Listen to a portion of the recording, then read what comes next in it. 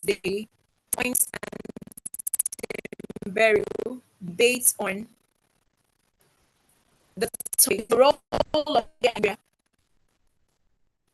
adequately promoting democratic values and principles, or is it contributing to polarization and division? As we all know, we have 5 minutes each for the first speakers, for the parliament and opposition, 3 minutes for the second speaker on both sides, and then 1 minute for each of the speakers from any of the sides crystallized there around. So at this point, I would invite for the parliament team on to go on with their debate.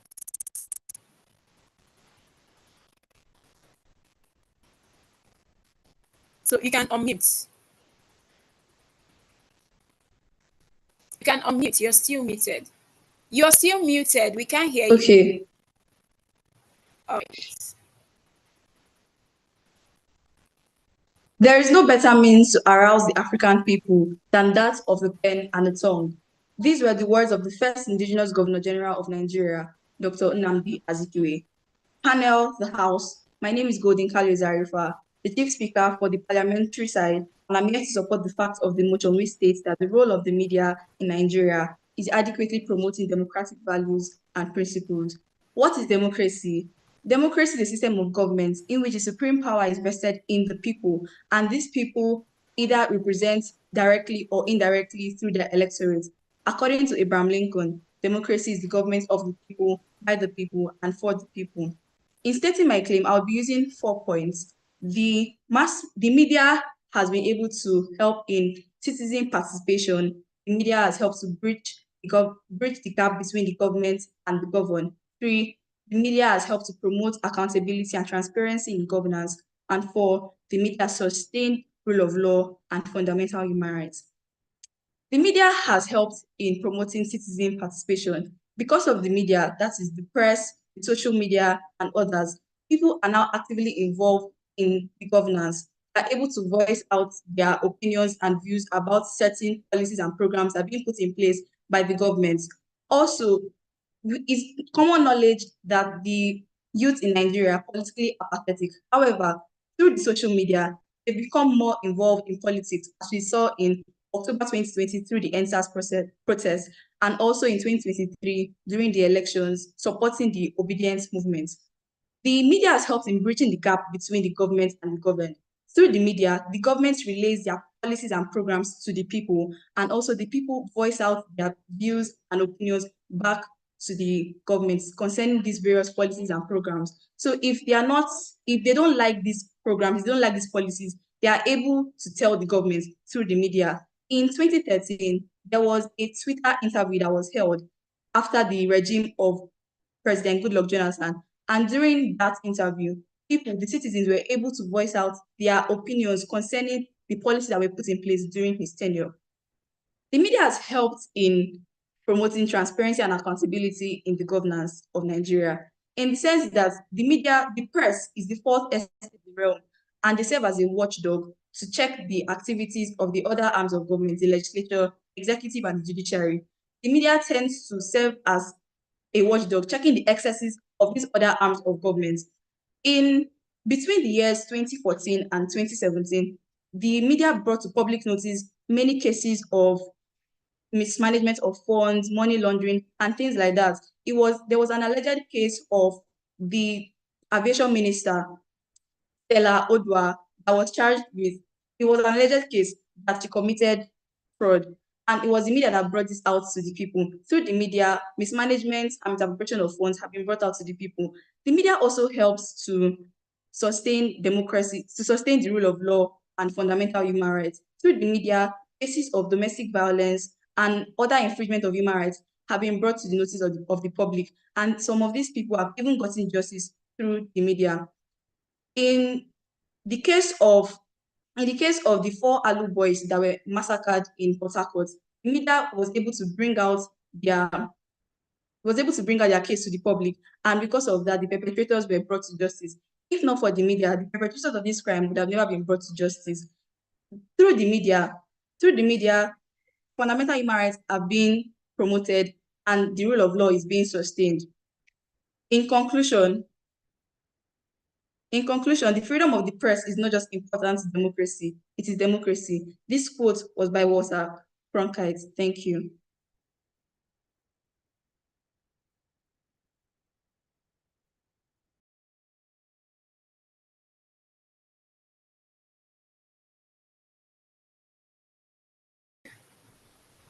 Thank you. That was the first speaker for the parliament. That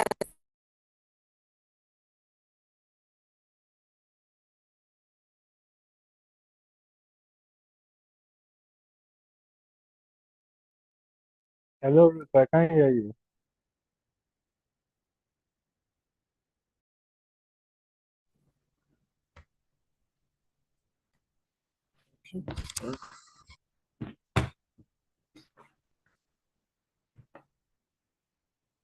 I'm just checking in, please. Can you hear me? Hello, hi. Can you hear me? Yes, I can. Good afternoon. I can hear you. Good afternoon.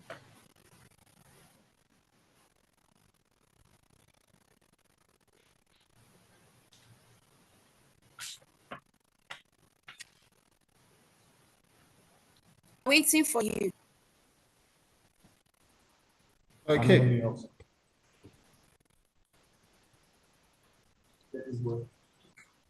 It is not from the benevolence of the baker that we can expect our bread.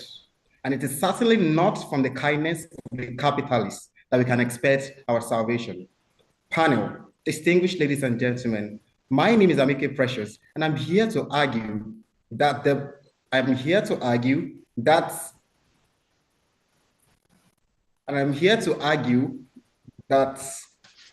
democratic.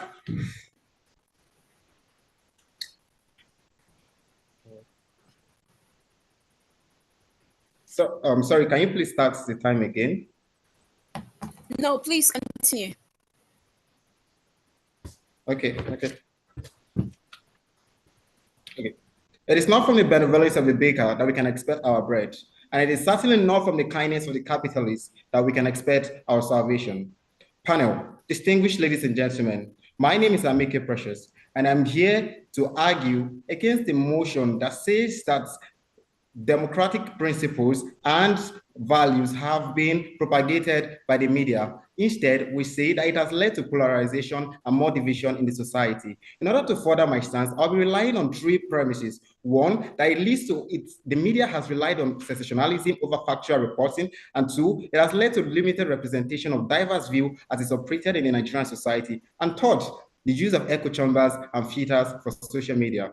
First, two key issues to address in today's debate, refuting the proposition's main material and addressing our substantive arguments. In refuting the opposition's main material, we borders on citizen participation, accountability, and laying a foundation for the fundamental human rights. Panel notes that the media in today's world functions both as a mass media and a social media, and we must assess their impact based on how they treat issues. First, they come to tell you about how we aid citizens' participation. But in essence, what do we have in reality? What we have in reality with mass media, such as the newspapers, such as have online, is that they are able to focus more on what we call clickbait and sensational stories, because these stories tend to sell more for them or tend to lead to more revenue for them. They do what we call surface level journalism, brown envelope journalism, and this does not in any way address the main issues. In essence, they drive the conversation to a point where they are comfortable and where they're able to generate more revenue.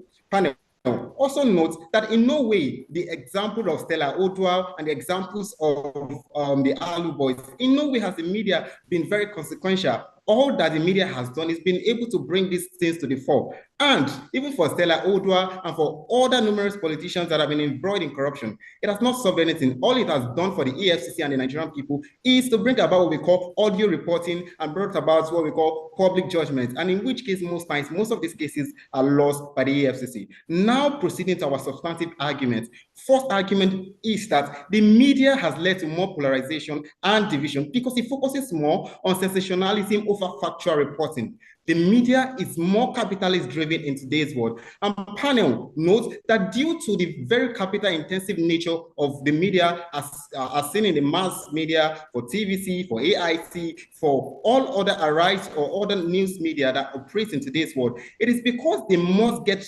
revenue, they must get profit for what they are poured into their investment, that most times what they drive on their site, what they drive on their news channel are what we call sensational stories. What are sensational stories? Sensational stories are stories that are designed to generate more traffic, more ads, and more revenue, as opposed to driving the true conversation or to be able to get into the nuances and perspectives of the discourse. Panel also knows that due to the diverse nature of Nigeria, we're having over 250 ethnic groups and also possessing numerous diverse identities, and the way our society is that we have a lot of ethnic groups and different ideologies.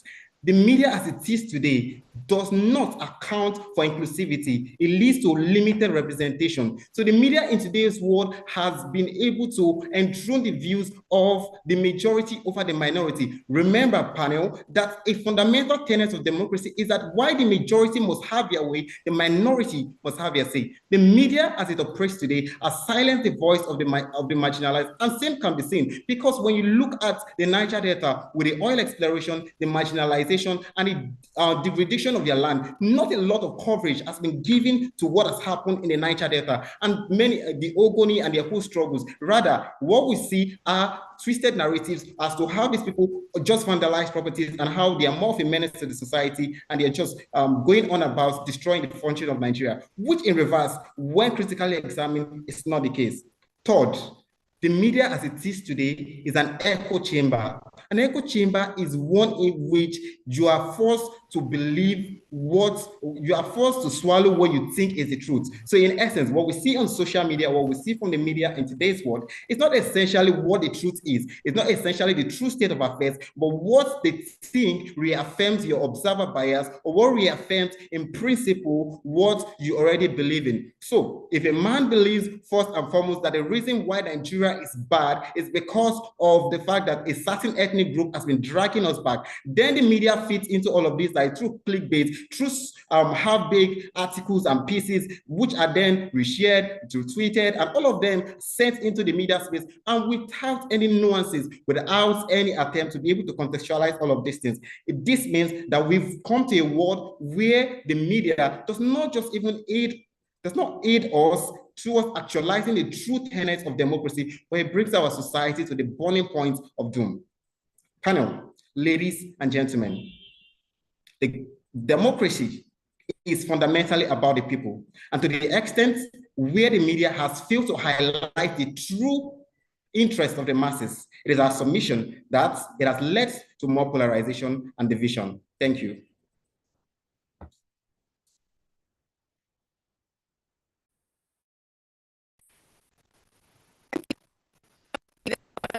The first speaker for the opposition, Tim Perry. Now we're going to hear from the second speaker for the parliament, Tim Owens, in the next 3 minutes.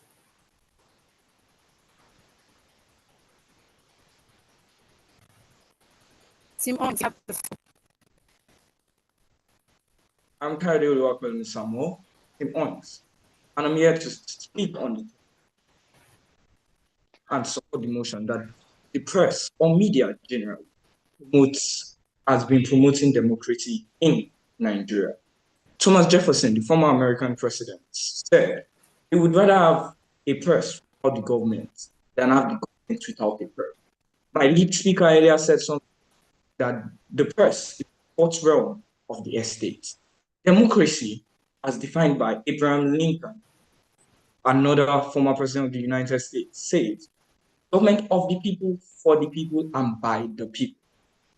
of, for, by, meaning the major principle of democracy is the government which the people are involved, be they biasly involved or be they, let's say, not supportively involved, as long as the people are involved in the decisions of the government, or if even at all involved in the system of governing in the country, then you can say there's democracy. Now brings me to our main topic, democracy in Nigeria, and how the press has helped with it. Over time and over the course of history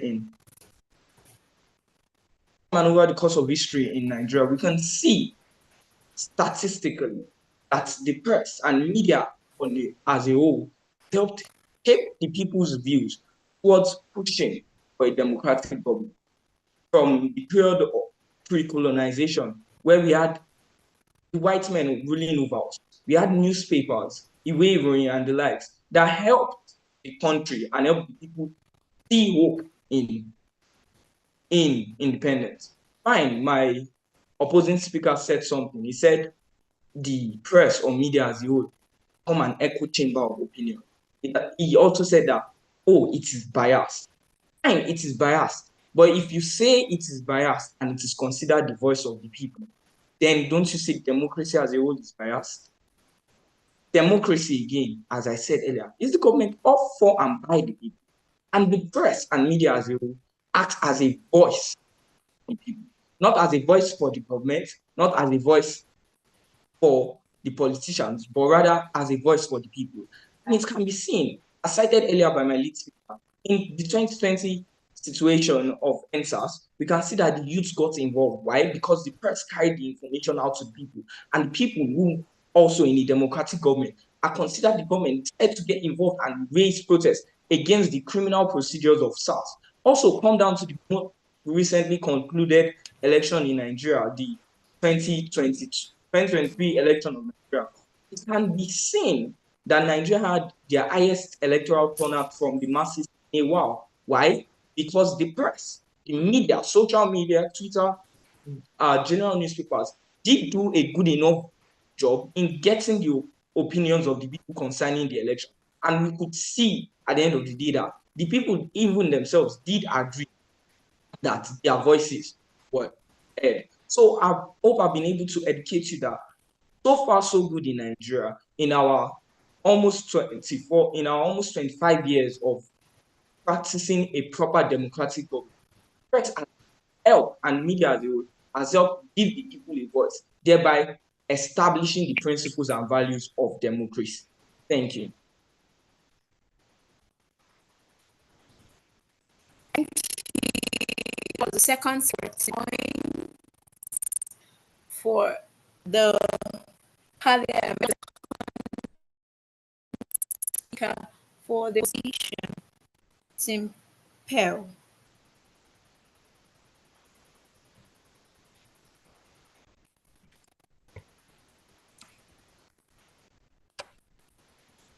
Good afternoon, ladies and gentlemen. Please, can you confirm you can hear me? Yes, we can hear you. All right, thank you so much. Panel, the House. My name is Hayotunde Abiodun, and I'm the second speaker for Team Pell in today's debate. My lead partner has set the stone as to our position on the motion, and we still maintain the stance that the media in this democratic era of Nigeria's history has contributed more to polarization and division. To engage the proposition as to the point they brought out, panel, they kept re-emphasizing points such as giving voice to the people and all of that. While we agree to an extent that the media has helped to give voice to the Nigerian people, but to what extent is giving a voice that is not the full perspective of issues? Why give a voice that is entrenching division within the Nigerian population, and as such is leading to more polarization and division within the Nigerian population? Panel, our key position in today's debate is as to the level of impact. And our submission is that the media, in terms of impact, has done more harm than good. And this harm is portrayed in the way it has entrench polarization and division within the Nigerian people. To engage some of the points by the proposition side.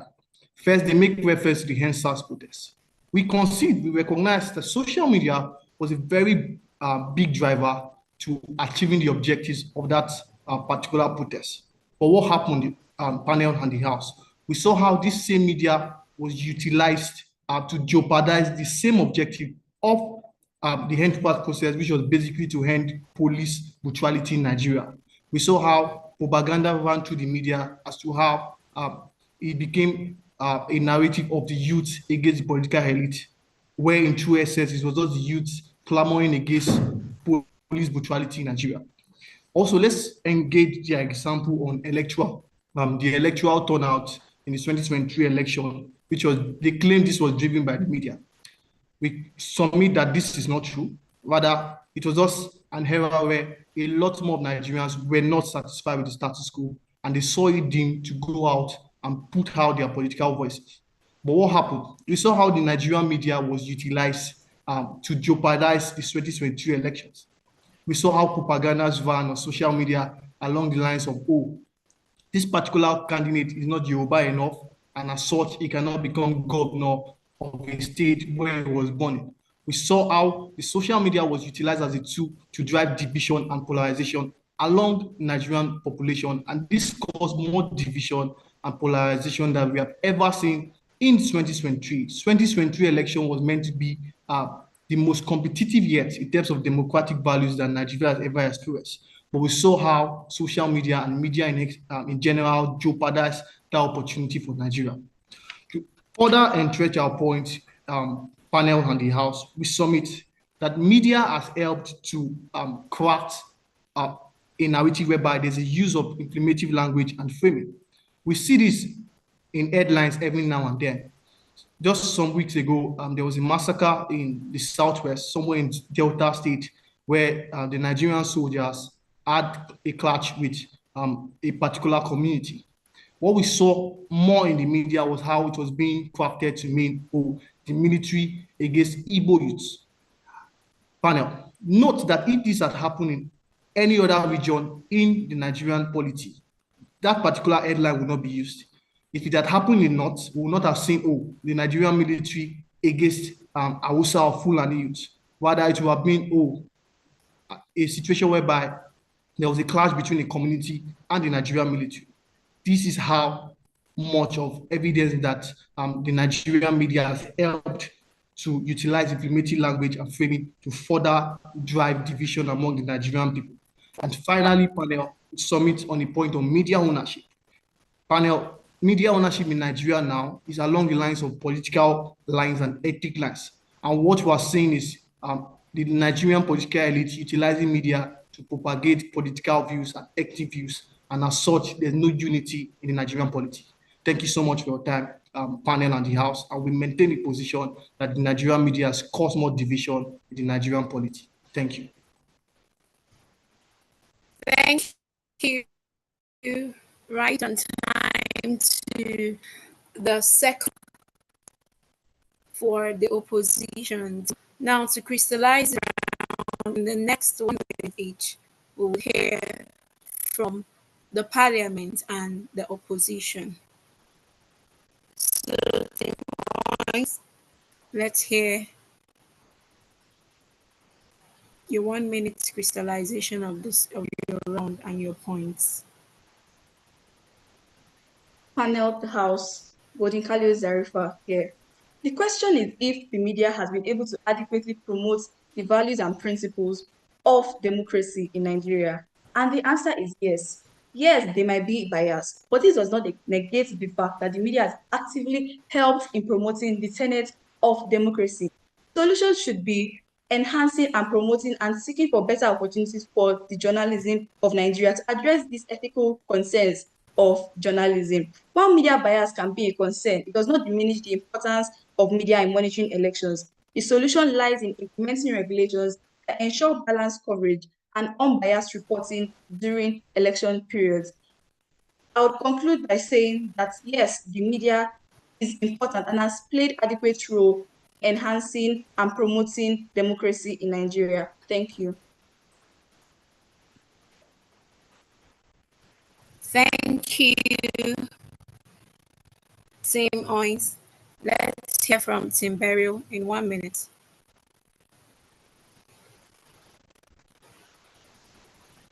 Team Pearl, sorry, in 1 minute. The opposition.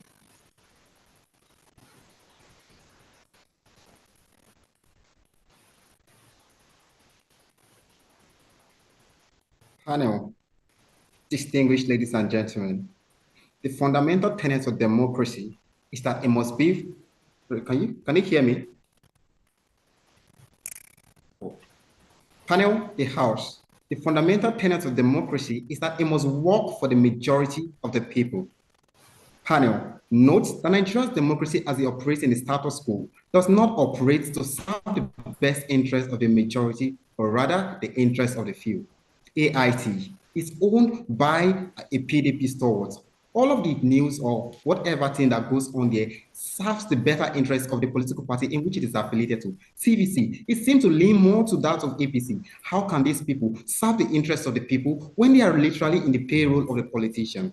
Panel, let us also examine that why the fire is burning in Benue, why fire burns in Jos Plateau and the Middle Belt, that the media has not amplified this. However, when it gets to the point of political matters that serve the interests of those at the higher ups, we get to see it and it becomes what we want, what we discuss.